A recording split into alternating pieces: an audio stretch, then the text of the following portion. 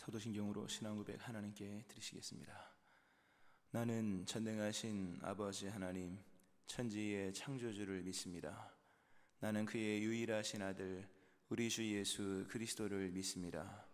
그는 성령으로 잉태되어 동정녀 마리아에게서 나시고 본디어 빌라도에게 고난을 받아 십자가에 못 박혀 죽으시고 장사된 지 사흘 만에 죽은 자 가운데서 다시 살아나셨으며 하늘에 오르시어 전능하신 아버지 하나님 우편에 앉아 계시다가 거기로부터 살아있는 자와 죽은 자를 심판하러 오십니다. 나는 성령을 믿으며 거룩한 공교회와 성도의 교제와 죄를 용서받는 것과 몸의 부활과 영생을 믿습니다. 아멘. 찬송가 563장 찬송 하나님께 드리시겠습니다. 찬송가 563장입니다.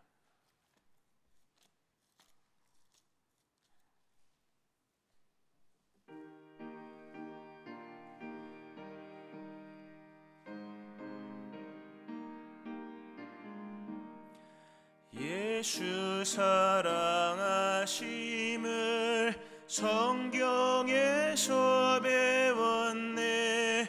우리들은 약하나 예수 권세만 도다. 날 사랑하심, 날 사랑하심, 날 사랑하심 성경에 쓰였네. 나를 사랑하시고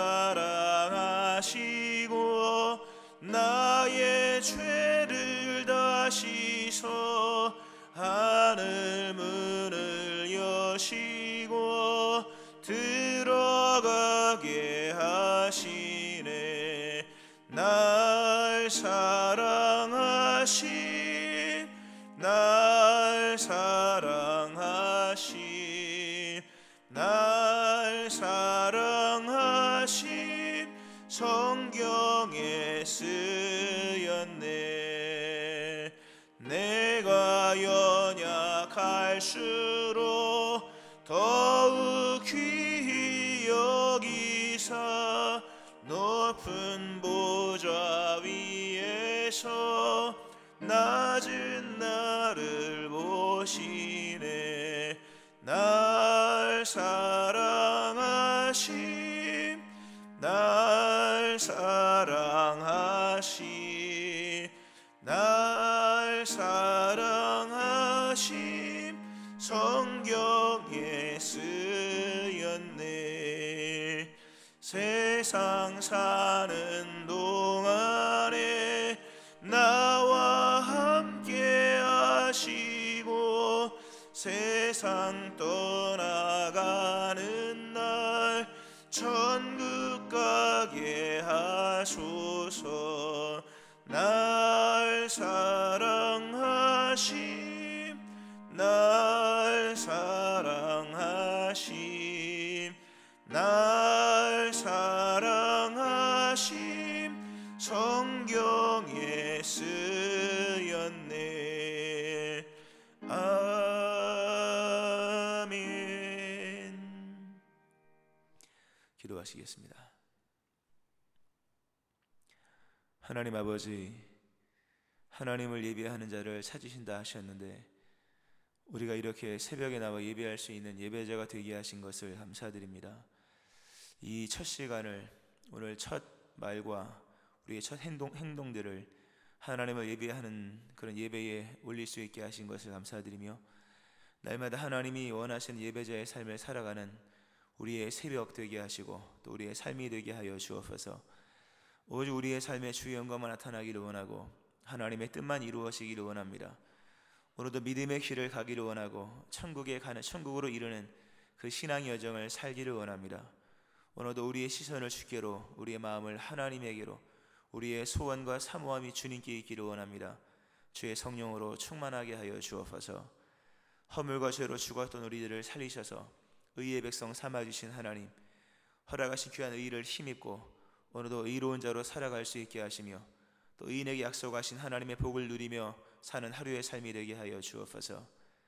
코로나가 소멸되게 하시고 모든 일상이 회복되며 무엇보다 예배가 회복되고 백성들이 주님께 즐거이 나와 예배할 수 있게 하여 주옵소서. 예물드린 심령들을 헤아리시며 간절한 간구와 기대와 소원을 들으시며 응답하여 주옵소서.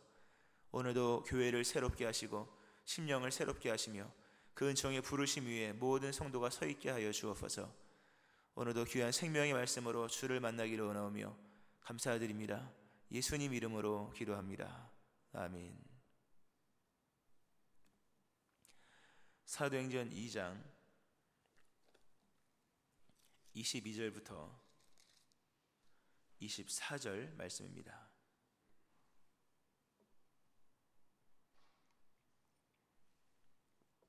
사도행전 2장 22절부터 24절 말씀 교독하시고 마지막 제가 잡독하시겠습니다. 이스라엘 사람들아, 이 말을 들으라. 너희도 아는 바와 같이 하나님께서 나사렛 예수로 큰 권능과 기사와 표적을 너희 가운데서 베푸사 너희 앞에서 그를 증언하셨느니라.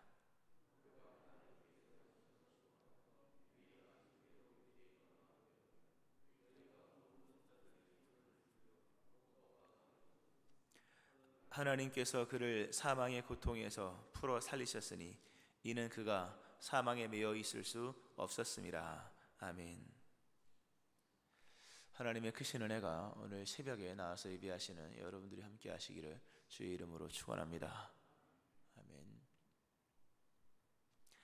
사도행전에서 예수님께서 성령 임하시면 권능 받고 너희가 증인 되어지는데 예루살렘과 유다와 사마리아와 땅끝까지 이르러 내 증인이 되리라 라는 말씀을 하셨습니다. 예루살렘부터 땅끝까지 가야 하지만 가장 중요한 과정은 예루살렘에서부터 시작이 되어야 하고 예루살렘에서 뭐가 되어야 됩니다. 거기서 구원이 일어나야 하고 거기서 시작이 되어야지만 되어지는 것입니다. 예수님께서 그런 말씀을 하셨습니다. 너희는 알지 못하는 것을 예비하고 우리는 아는 것을 예비하노니 이는 구원이 유대인에게서 남이라. 그리스도 예수의 구원의 역사, 사실 예수님이 구원자이심이 증거되기 어려운 가장 어려운, 그러나 가장 거기를 복음으로 정복하고 나가야지만 하는 곳은 땅끝이 아니라 예루살렘입니다. 왜냐하면 예루살렘이 가장 어려운 선교지입니다. 실상 예루살렘이 땅끝입니다.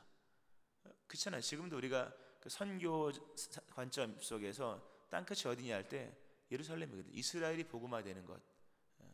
근데 이미 사도행전에서는 예루살렘에서부터 복음이 시작되는 이야기로 나옵니다. 솔로몬의 행각에 모여있는, 예루살렘 솔로몬 행각에 모여있는 사람들, 그리고 이 마가 다락방 주변에 있는 예루살렘에 모인 그 철저하게 유대주의자들이죠. 유월절을 지키기 위해서 왔던 그 사람들이 최초의 그리스도인 무리가 되어집니다. 3,000명이 5,000명이. 그리고 나중에는 뭐 로마까지 가고 뭐 쭉 이어지는 선교의 어떤 이 터짐의 일들이 선교의 지경이 열려지는데 중요한 말씀이죠. 왜냐하면 유대인들이 누구냐? 유대인들은 혈통상으로 봤을 때 하나님의 어떤 이 택함 받은 백성이죠. 거기서 예수님이 나오고 그들에게 주신 말씀을 통해서 십자가의 대속의 어떤 의미가 거기서 오는 거죠. 예수님의 십자가의 대속의 의미가 어디서 만들어진 겁니까? 구약의 제사법에서 만들어진 거예요. 그러니까 예수 그리스도의 주되심에 있어서 가장 중요한 것은 구약에 근거하는 내용입니다. 구약에 근거하는 내용으로서 예수님의 주되심이 연결되는 거예요. 그것이 먼저 풀어져야만 이제 하나님의 구원이 단발적으로 또는 즉흥적인 것이 아니라 하나님의 구원은 그 창세 전부터 연결된 구원으로서 연결이 되는 겁니다. 오늘 베드로의 설교가 드디어 등장을 합니다. 앞부분에 어제까지 본 내용은 이제 성령 강림에 대한 베드로의 성경 말씀이고, 드디어 이제 그리스도 예수에 대한 말씀을 설명을 합니다. 예수님이 누구신가에 대한 설명을 하는데 한번 생각을 해보세요. 당시에 이 최초의 대상들은 유대인들입니다. 철저한 유대인들, 유대 민족주의자들, 또 유대교에 빠져있는 사람들인 거죠. 그들에게 봤을 때 기독교는 과연 어떤 종교였을까? 최초에 등장한 기독교는 당시에 이단입니다. 유대교의 이단. 오늘날에 이단이 많잖아요. 기독교는 유대교의 이단으로서 처음에 여겨졌습니다. 왜 사울이라는 청년이, 사도 바울, 왜 사울이라는 청년이 그렇게 예수 믿는 사람을 죽이려고 했을까? 기독교의 실체를 부정한 게 아니라 이단이었기 때문에, 병자도 고치고 다 알겠는데, 그러나 그래도 이단이다.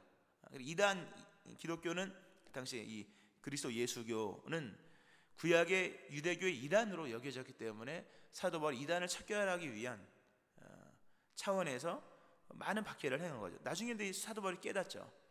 예수님은 이단이 아니고 구약에서 지명하신 그 구원자이며 구약에서 예언한 모든 예언의 성취이다 라는, 그가 그것을 깨닫고 또 믿게 하신 하나님의 은총 가운데 드디어 그가 얘기하는 것, 예수님은 이단이 아니라 하나님의 구원자다 라는 말씀. 근데 이것은 굉장히 중요한 부분이에요. 당시 유대교회에서 기독교는 신생교에 불과한 거예요. 예수라는 사람이 등장해서 하나의 종교가 탄생된 것이고, 그리고 성경을 인용하기 때문에 이단으로 여겨지는 것이고, 또는 좋게 봐준다면 예수님은 하나의 종교 개혁자처럼 여겨지는 거예요.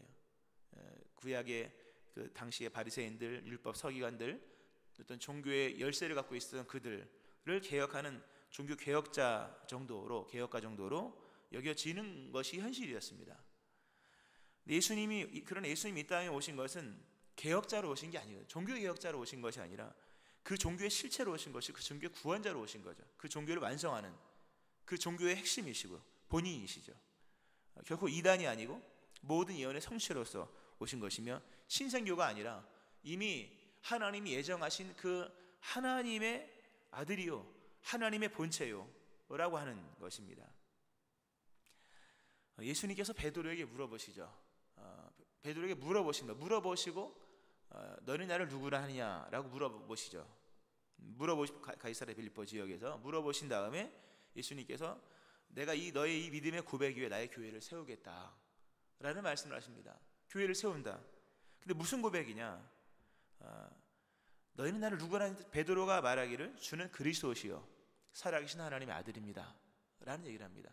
주는 그리스도시다, 능력자다, 또는 병을 고치는 자다, 이런 얘기가 아니라 하나님과 그리스도와 예수님과의 관계가 무엇이냐에 대한 답을 정확히 얘기한 거죠. 주는 그리스도시요 살아계신 하나님의 아들입니다 라고 얘기했을 때, 예수님이 바요나 시모나 네가 복이 있다, 이를 알게 한 이는 혈육이 아니라 하늘에 계신 나의 아버지께서 하신 것이다. 하나님 아버지께서 알게 하신 가장 큰 복, 예수는 그리스도다. 예수님은 병자를 고치고 바다를 걷고 물을 잠잠하게 하시고, 그게 중요한 게 아니에요. 그래서 그분이 누구냐? 그분이 하나님이 보내신 기름 부음 받은 자. 이 기름 부었다라는 것은 왕, 예언자, 제사장 이 뜻이잖아요. 근데 그건 뭡니까? 특정한 일을 위해서 부름받은 사명자예요. 예수님이 하나님이 보내신 구원자다. 그냥 예수님이 그냥 구원자, 그냥 개혁자가 아닌 거예요. 자기 주도적으로 예수님이 오셔서 그냥 내가 한번 해봐야지, 이 능력 많은 자가 와서 그냥 뭘 해보다, 이런 얘기가 아닌 거죠. 소위 말해서 정통성인 거예요. 정통성. 예수님은 하나님이 보내신 하나님의 구원자라는 것, 그것을 베드로가 정확히 알고 정확히 고백했을 때, 당신은 하나님이 보내신 하나님의 구원자, 구약의 종결이고 예언의 성취요, 하나님의 완전한 구원, 하나님의 구원자 그리스도라는 것을 고백했을 때, 바로 그거다. 그게 믿음이다. 그게 신앙이다. 그리고 그 신앙 위에 교회가 드디어 세워지는 것이다 라는, 교회를 세운다라는 의미는 또 결국 뭡니까? 예루살렘의 회복이죠. 구약의 그 예루살렘, 그러나 신약은 교회로 넘어가는 거예요. 그게 예루살렘의 회복에 대한 그 수많은 예언도 결국 교회로서 이제 이루어지는 것인데 그 말까지 그 뜻까지 연결되는 것입니다. 예수는 과연 그리스도이신가라는 이 부분, 예수님은 정말 하나님의 어리신 구원자인가? 이 부분을 성공해야만 구원이 유대인에게서 이제 나온다는 것이 이해가 되는 것이고, 사도 바울도 그런 얘기를 종종 했습니다. 특별히 로마서 1장 16절에서 내가 복음을 부끄러워하지 아니하노니 이 복음은 모든 믿는 자에게 구원을 주시는 하나님의 능력이라. 이 복음, 예수 그리스도이죠. 그래서 먼저는 유대인에게요, 그리고 헬라인에게로다. 이게 중요한 순서입니다. 유대인에게서 먼저 해결되지 않으면 이 복음에 대한 해석이 제대로 안 된 겁니다. 먼저는 유대인에게, 그리고 헬라인에게라. 이게 단순히 선민 이스라엘을 먼저, 그리고 이방인은 두 번째, 이 내용이 아닌 겁니다. 유대인들이 예수를 주로 고백해야지만 이게 드디어 제대로 된 복음이요, 제대로 풀어지는 복음의 이야기요, 능력이요, 또 그렇게 인정되어야지만 뭡니까? 예수가 그리스도이심이 증거가 되는 거예요. 그러니까 사도 바울이 그런 부분에서 그리스도 예수님은 하나님의 아들이요, 하나님의 구원자이요, 이런 내용들이 쭉 나옵니다. 우리는 언제나 예수님을 이해할 때 독자적인 예수로 이해하면 안 됩니다. 하나님의 아들 예수, 하나님이 보내신 예수. 우리 좀 전에 예수 사랑하심을 성경에서 배웠다. 구약에서 기록된 그 사랑의 예언의 실체로서의 예수인 거예요. 만약 우리가 예수님을 믿는데, 만약에 예수님 믿는데 구약과 무관한 예수, 하나님의 아들이 아니신 예수, 하나님 보내신 구원자가 아닌 예수로서 예수를 믿는다면 잘못 믿는 겁니다. 그건 잘못 믿는 거예요. 물론 예수를 믿으면 구원을 받는 거죠, 당연히. 그러나 그 구원의 내용이 뭡니까? 하나님의 구원인 거예요. 하나님의 구원으로서 예수님이 오신 거예요. 하나님의 세계 속에 하나님의 심판을 앞두고 있는 우리들, 하나님 우리를 구원하시기 위하여 보내신 그분이 바로 예수님인 거예요. 그러니까 우리가 이런 부분을, 굉장히 이건 아주 중대한 얘기입니다. 조직신학적인 얘기이기도 하고요. 근데 우리는 오늘날은 하나님과 예수님에 대한 부분을 잘 이해를 안 합니다. 그냥 예수님이면 다 되는 줄 알고 있지만 성령도 하나님의 영이요, 예수님도 하나님의 아들이요, 또 성령도 예수님의 영이요, 삼위일체에는 굉장히 중요한 겁니다. 구약을 떼어놓고는 예수 그리스도의 이야기가 될 수가 없습니다. 만약 그렇게 해석을 한다면 예수님은 진짜 신생 종교가 되는 거예요. 잘못된 해석입니다. 오늘 철저하게 베드로가 바로 그 설교를 하는 거예요. 예루살렘에서 이 구원이 시작되어야 되는 거죠. 그러기 위해서는 예수님의 여러 화려한 얘기를 할 것이 아니라 그분의 화려한 이야기가, 특별히 그리스도 예수의 십자가에 달려 죽으심과 부활이 과연 하나님이 행하신 일이냐라는 부분을 증명하고 입증해야 되는 거죠. 근데 성령께서 참 말을 잘하게 하셔서 베드로가 이걸 성공을 합니다. 베드로의 설교를 들어보세요. 여기서 예수님이 무리를 걸었습니다, 예수님이 병자를 고쳤습니다, 예수님이 죽은 자를 살렸습니다, 일체 그 내용이 안 나와요. 오직 십자가의 죽으심과 부활 하나 나오죠. 오늘 보면 사망의 고통 살리셨다. 근데 그것도 독자적인 얘기로 하지 않아요. 하나님이 하신 일이다. 24절에 하나님께서 그를 사망의 고통에서 풀어 살리셨으니 이는 그가 사망에 매여 있을 수 없었습니다. 그리스도 예수의 죽음과 부활, 이 당시에 가장 큰 이슈예요. 예수님이 죽으시고 부활하기 전에 가장 큰 이 화제는 눈뜨기하고 병자 고치는 거지만, 정말 그리스도 예수의 이 죽으심과 부활 이후에 예루살렘에서 가장 큰 이슈, 가장 큰 뜨거운 제목은 뭐냐면 예수님이라는 사람이 죽었다, 다시 살아났다. 모든 사람이 목격을 했거든요. 그거를. 중요한 것은 그것이 아니라 그 일이 누구로 말미암은 일이냐라는 부분, 하나님께서 예수를 사망의 고통에서 풀어 살리셨다라는 부분으로서 이 그리스도와 하나님, 또 예수와 하나님의 나라를 연결을 시킵니다. 결국 이렇게 되어서 유대인들이 예수님을 믿고 드디어 유대인들 예루살렘에서 복음이 시작되면서 이제 땅끝까지 나가는 일들로 이어지게 되는 겁니다. 이러한 내용은 로마서에서도 로마서 강의 예전에 다 했었죠. 로마서 복음은 아들의 복음이요 동시에 하나님의 복음이에요. 그리고 결국 그건 나의 복음이 되어야 되고, 우리가 나의 구원자로 얘기하는 그리스도 예수는 독자적 구원자가 아닌 거예요. 하나님과 무관한 사람이 와서 구원한 것이 아니라 하나님의 복음으로서, 하나님의 아들로서, 그리고 예수의 복음으로서 사도 바울이 복음의 기원을 하나님의 복음으로 설명을 하는 그런 내용들하고, 당연하죠. 히브리서에서도 하나님께서 지명하신 그 중보자, 하나님이 세우신 대제사장 그리스도 예수로서 그렇게 증거가 되어지는 것입니다. 자, 예수님이 누구시냐? 자, 예수님은 하나님이 보내신 하나님의 구원자. 참 중요한 이런 주제는 중요합니다. 예수와 하나님의 나라. 참 중요해요. 예수님이 하나님의 나라의 일부분을 이루다 하시는 그런 것이, 예수님은 곧 하나님의 나라. 예수님은 곧 하나님이요. 그러니까 요한복음상에서 여러 일들을 기술하지만, 여러 기적들을 언급하지만, 여러 기적들은 하나의 주제를 다룹니다. 그분이 예수님이 바로 하나님이 보내신 구원자다. 예수님이 행하신 기적도 많이 말씀하지만 요한복음에서는 예수님이 하신 말씀도 참 많이 얘기합니다. 예수님이 하신 말씀들, 예수님이 가르치시는 여러 가르침 말고, 교훈적 내용 말고, 내가 누군지 아느냐, 예수님이 자기가 누군지를 얘기하신 내용들이 요한복음에 많이 나옵니다. 내용은 한 가지예요. 여러 얘기 나옵니다. 예수님이 하신 말씀들, 내용은 한 가지예요.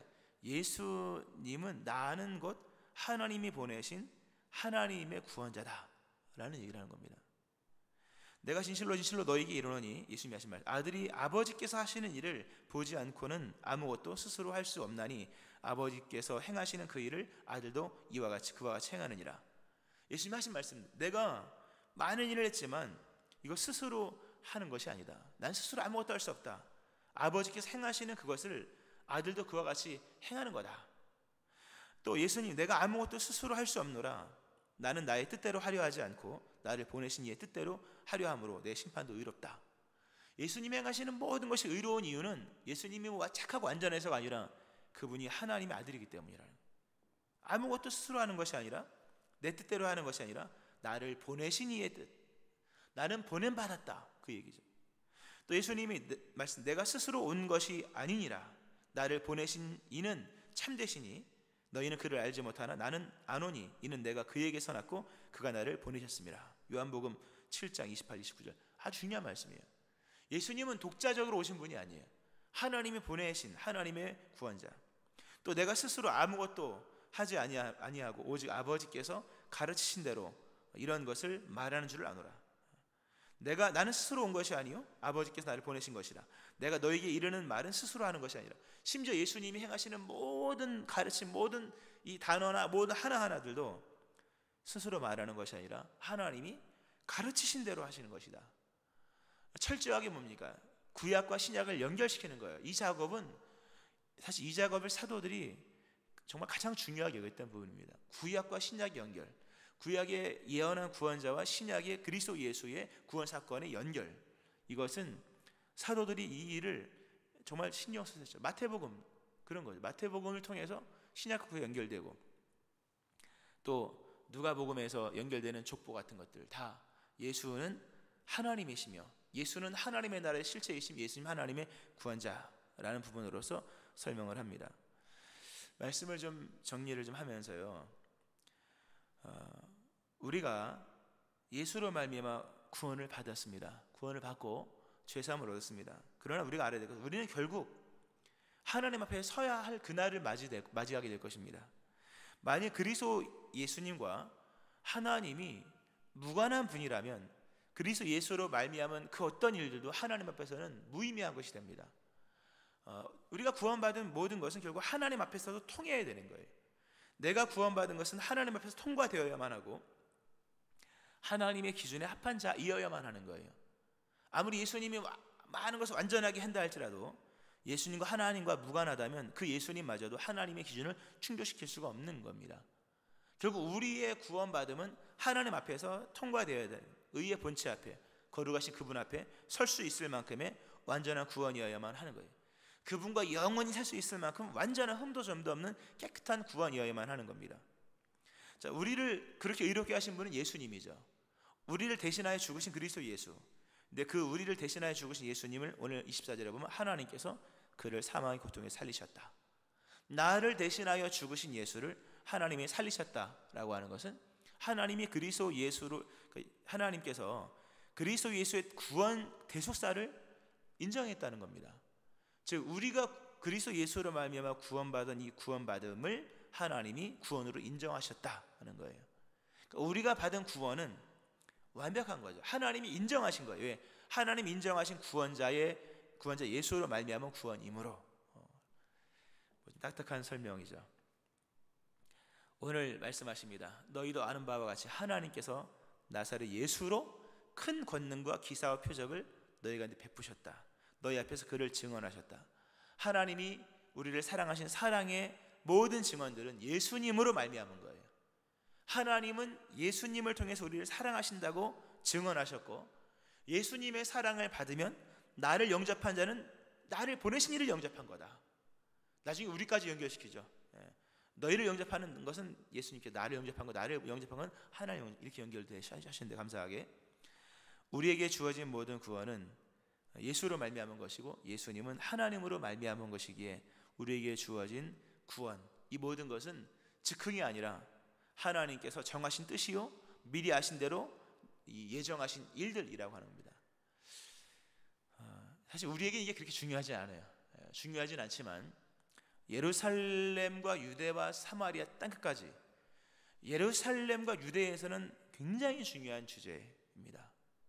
그리고 결국 복음이 땅끝까지 돌아가서 예루살렘으로 또다시 가기 위해서 이 역시 굉장히 중요한 거예요.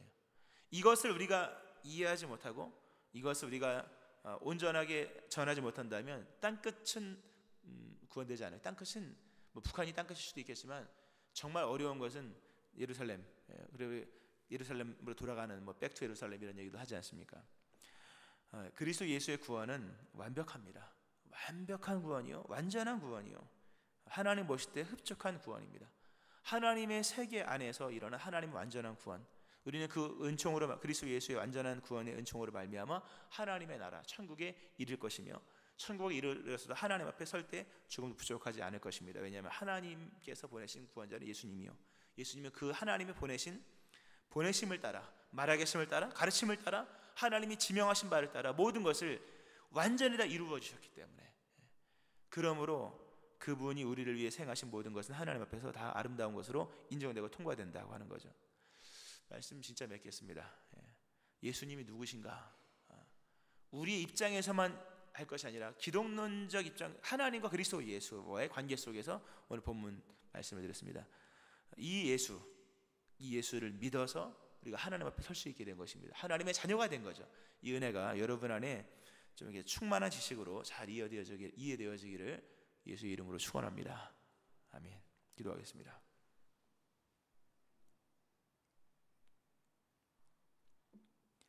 예수님의 죽으심과 예수님의 대속 또 부활하심은 독자적인 일이 아니라 하나님이 미리 정하신 뜻이며 미리 아신 하나님의 일인 것을 말씀하시며, 하나님께서 예수님을 사망의 고통에서 풀어 살리셨으므로 그리스도 예수의 부활은 독자적인 것이 아니라 하나님이 살리신 부활이요 하나님이 행하신 일이므로 우리를 위한 대속의 사건, 우리를 의롭다 칭하신 그리스도 예수의 부활의 사건은 하나님 앞에서도 의로운 것임을 말씀하시는 주여, 오늘 이 말씀을 우리가 깊이 이해하고 또 이 말씀을 잘 우리 안에 풀어지게 하심으로 우리에게 일어난 구원이 얼마나 완전한 것인가, 우리에게 행하신 구원이 하나님의 사랑의 실체이며 하나님의 사랑의 완성인 것을 또한 믿는 믿음으로 나아갈 수 있게 하여 주옵소서. 우리에게 신앙의 깊이를 더하셔서 구약과 신약에 하나님의 그 행하신 약속들과 이루시는 하나님의 역사를 믿는 믿음 안에 오늘도 구원의 확실한 믿음을 가지고, 오늘도 천국의 소망 가지고, 또 하나님의 자녀됨의 권세가 무엇인가를 느끼며 또 누리며 살아가는 백성들 되게 하여 주옵소서. 감사드립니다. 예수님의 이름으로 기도합니다. 아멘. 찬송 288장 찬송 하나님께 드리시겠습니다. 288장입니다.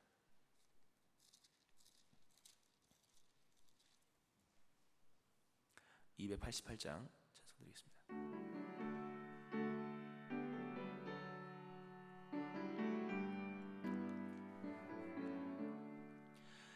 예수를 나의 구주 삼고 성령과 피로써 거듭나니 이 세상에서 내 영혼이 하늘의 영광 누리도다.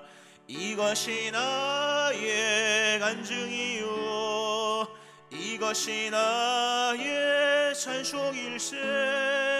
나 사는 동안 끊임없이 구주를 찬송하리로다. 온전히 주께 맡긴 내요 사랑의 음성을 듣는 중에 천사들 왕래하는 것과 하늘의 영광 보리로다. 이것이 나의 간증이요 이것이 나의 찬송일세.